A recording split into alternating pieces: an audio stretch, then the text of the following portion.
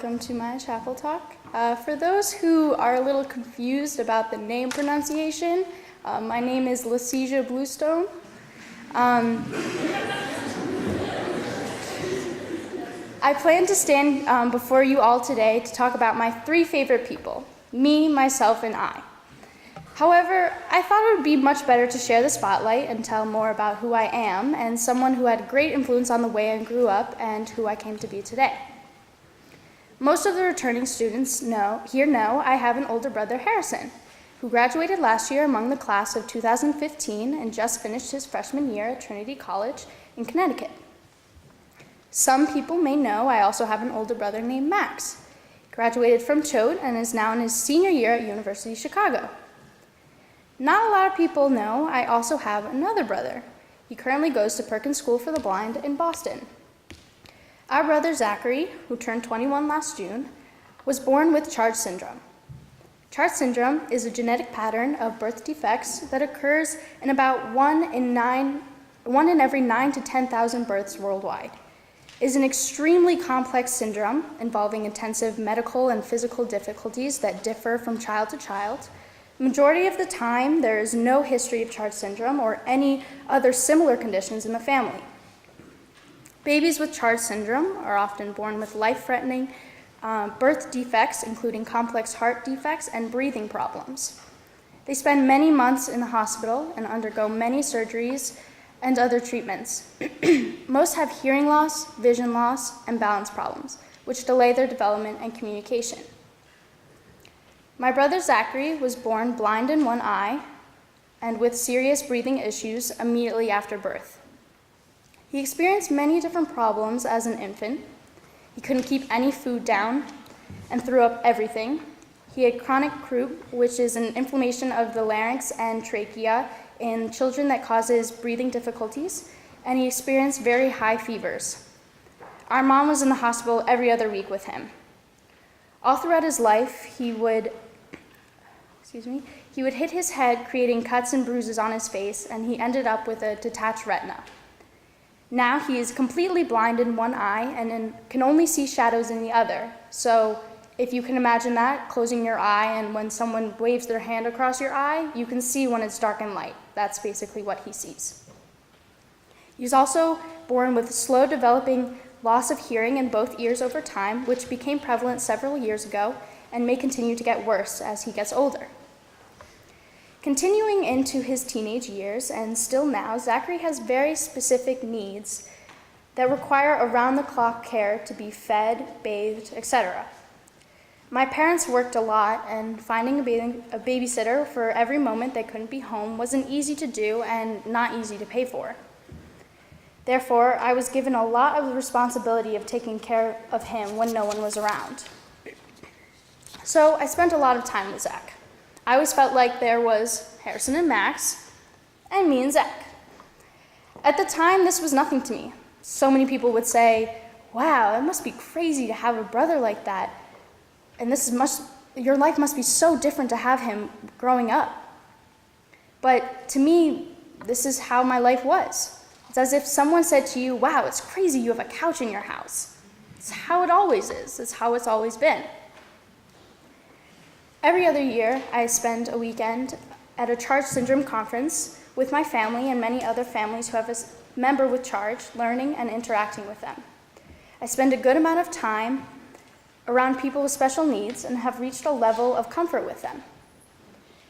This never stood out to me for a long time, and I never understood the patience I now have because of it.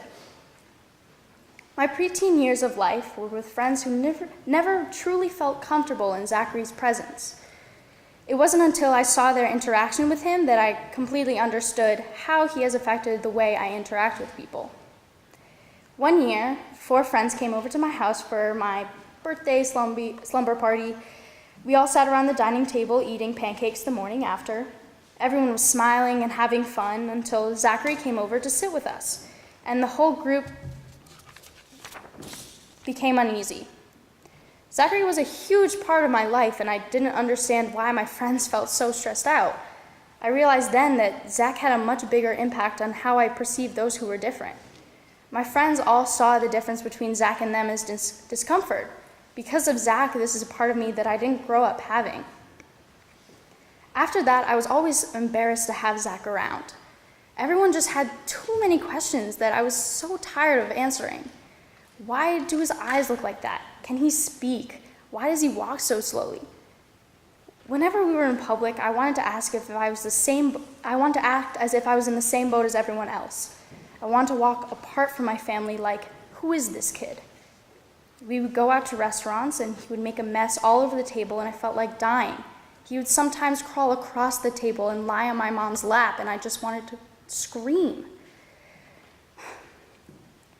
One time I had to take care of him while we were at a public pool and he wouldn't stop screaming. People just kept walking by and eyeing me like, control him. I wanted to scream at them. I wanted to leave him behind. I wanted to just yell at everyone like, shut up. I never wanted anyone to come over my house because they would have to meet him. And no one was ever truly okay with being in the room with him and when he would randomly scream or if he decided to take all of his clothes off. I was just so mad that everyone couldn't stop staring, and I didn't want to deal with it. It got to the point where I thought no one would ever understand, and I almost entirely pushed him out of my life. I didn't want to deal with him. I didn't want to be around him. I didn't want to have to take care of him. I didn't want him in the family. And it continued. When I went to Millbrook, I wanted people to come over on weekends, but I tried really hard to only pick weekends where he was away at school. As I said before, he goes to Perkins, a school for the blind, and he has every other weekend off. And every time I wanted people to come over, I would ask my mom first, is Zach home this weekend? I sometimes even wished if someone could just take him out of the house for a while so that people could come over without any problems. I can't tell you exactly when it hit me how absolutely terrible this was, but I think it was when I watched the movie Flipped. For those of you who don't know, Flipped is a movie about a girl and a boy and their families, and it's called Flip because they keep switching back and forth from different perspectives. And in the movie Flipped, the dad always left to go visit his special needs brother because after his parents died, he wanted to make sure someone was always there caring for him. And this is when it really hit me. It was then that I realized that Zach made me a better person. Like this character in the movie, I wanted to be reliable. I wanted to be responsible. I said to myself, I want this to be me. I want to be the one to be there for him when no one else can. I took pride in him. Every time he's home, when my mom wants to come to my game, she'll take him along with her for the ride. Now, in the past, if someone said, who was that kid on the side of the field, I would say, oh, that's my brother. But now, when people say, who's that kid on the side of the field? I say, that's my brother.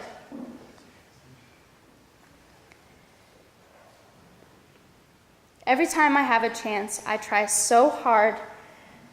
Oh my God. Okay. Every time I have a chance, I try so hard to regain. Oh my God. Okay, no.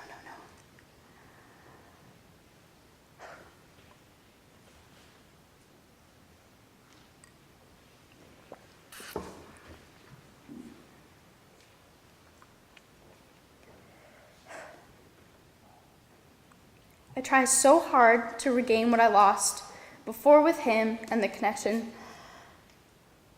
we had.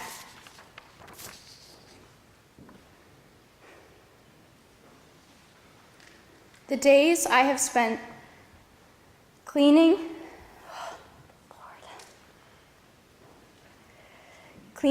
and feeding Zachary when no babysitter was available. Ooh, could someone make a joke or something? This is hard.